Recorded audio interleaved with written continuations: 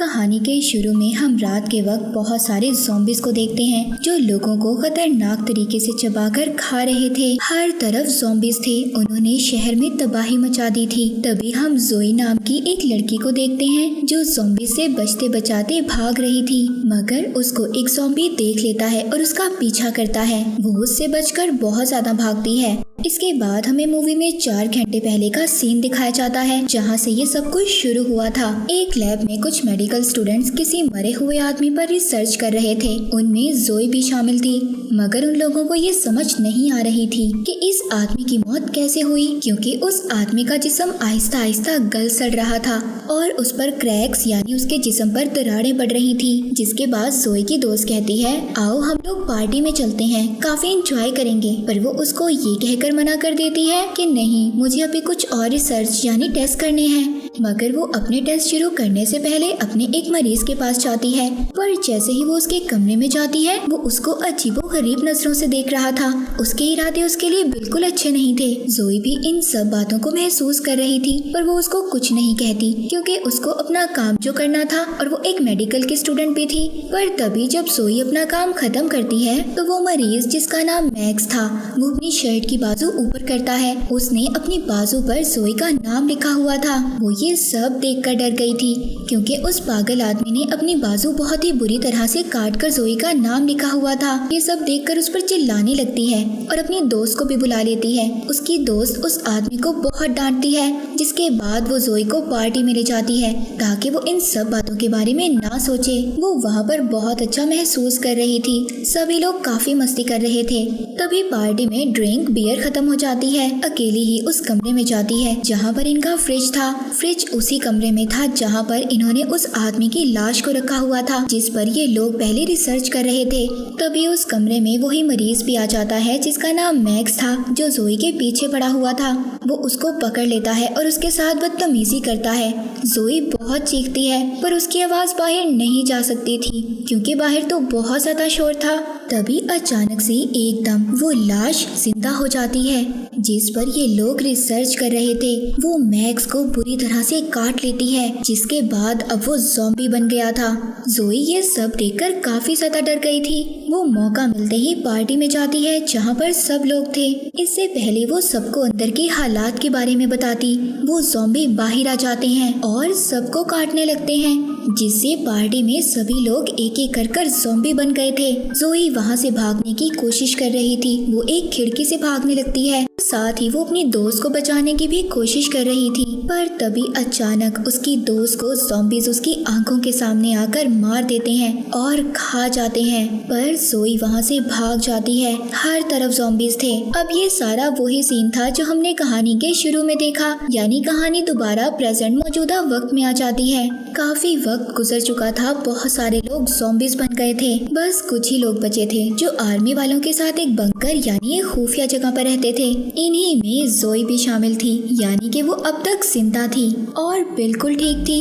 यहाँ पर रहने वाले लोगों के लिए सब कुछ था, जिन चीजों की उन लोगों को अपनी जिंदगी गुजारने के लिए जरूरत थी। जोई अभी भी इन कामों में मसरूफ थी कि किसी न किसी तरह वो ज़ॉम्बी से बचने के लिए वैक्सीन तैयार कर ले, पर वो अपने टेस्ट में बार बार फेल हो रही थी।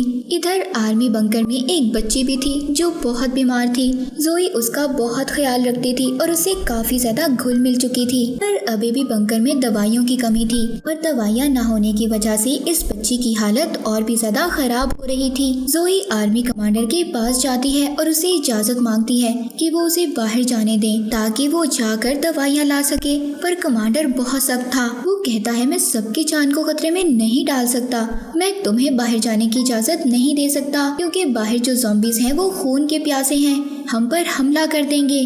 पर वो कहती है, प्लीज मुझे जाने दें और मैं ज़ॉम्बी से बचने के लिए एक वैक्सीन भी तैयार कर रही हूँ जिसके लिए मुझे दवाइयों की जरूरत है। पर कमांडर समझता है कि झूठ बोल रही है।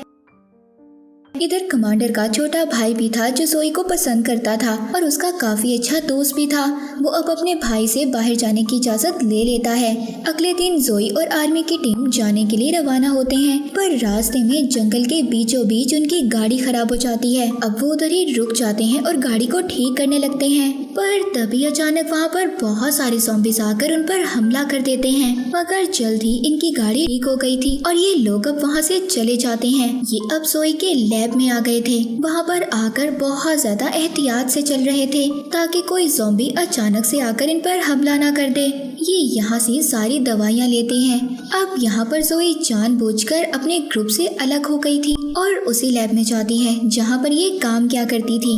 वहाँ से ये अपनी मॉम की तस्वीरें लेती है जो इसने अपने लैब में रखी हुई थी। पर तभी अचानक वहाँ पर इसको एक ज़ॉम्बी देख लेता है जो भाग कर इसके पास आ रहा था। जैसे तैसे कर ये उस ज़ॉम्बी से बचते बचाते भाग तो जाती है पर उसका स्कार्फ वहीं पर गिर जाता है। वो ज़ॉम्बी उसको उठा लेता है और सूंघने लगता है जिसकी खुशबू उसको अच्छी लग रही थी। ये लोग जल्दी जल्दी अपना काम खत्म करते हैं और वहाँ से जाने लगते हैं। मगर वो ज़ॉम्बी अभी भी ज़ोई का पीछा कर रहा था। वो अपने साथियों के पास पहुँच गई थी पर अचानक इनके एक साथी पर ज़ॉम्बी हमला कर देते हैं और उसको काट कर खा जाते हैं। ये बात जब कमांडर को पता चलती है कि उसका एक फौजी मारा गया तो इसका कसूरवार वो ज़ोई को मानता है और कहता है मैं जानता था ऐसा ही होगा, इसीलिए मैं तुम्हें बाहर जाने की इजाजत नहीं दे रहा था। इसके बाद हम उस ज़ॉम्बी को देखते हैं जिसको ज़ोई का स्कार्फ मिला था। उसको उसकी खुशबू अच्छी लग रही थी। वो इसका पीछा करते हुए इनकी गाड़ी के नीचे छुपकर बंकर तक आ जाता है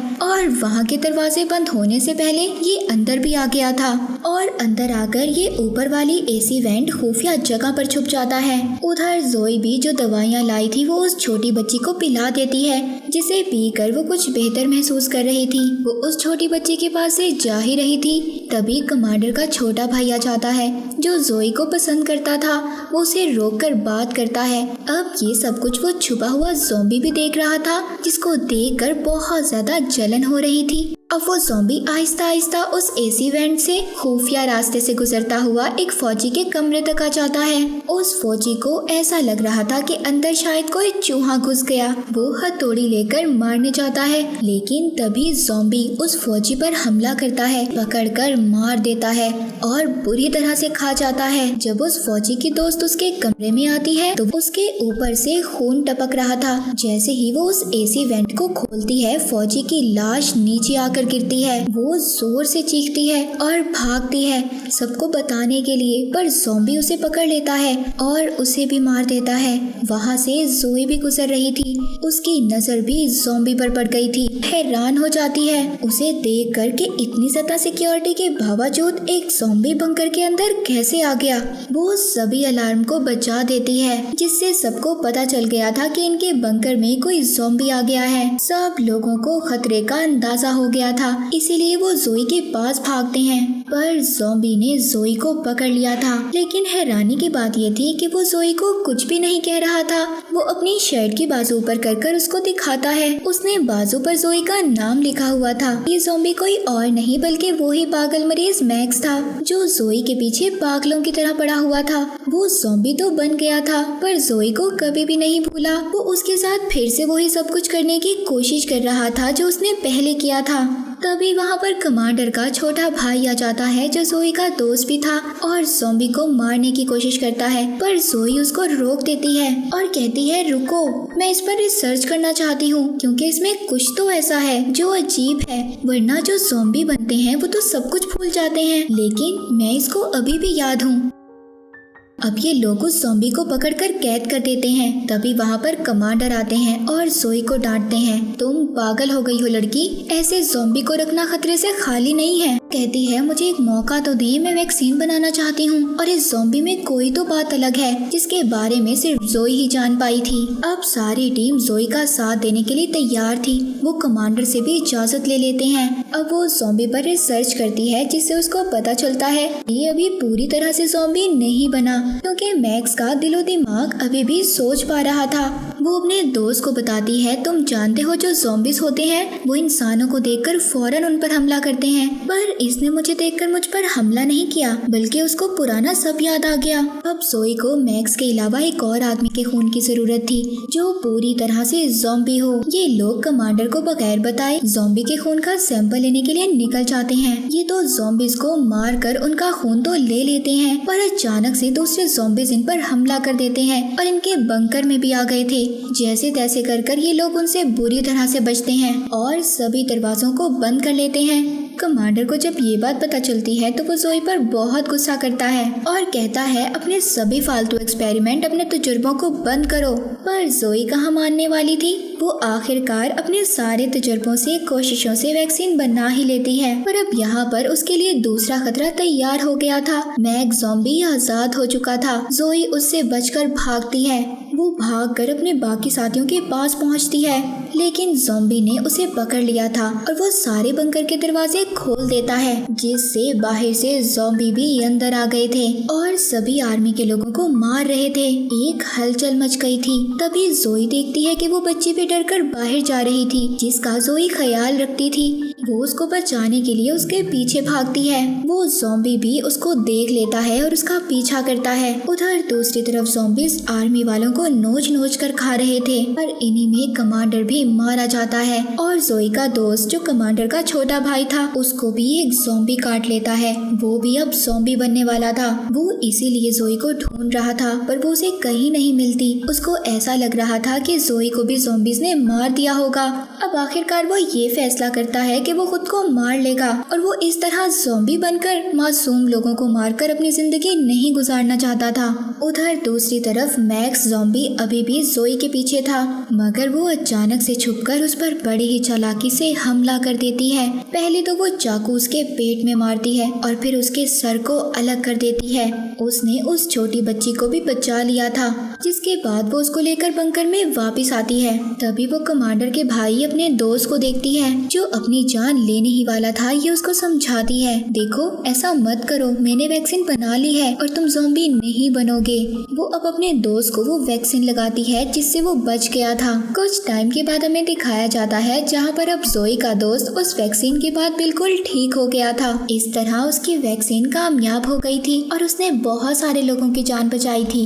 सब कुछ अब आहिस्ता आहिस्ता ठीक होने लगा था कि मूवी यहीं पर खत्म हो जाती है।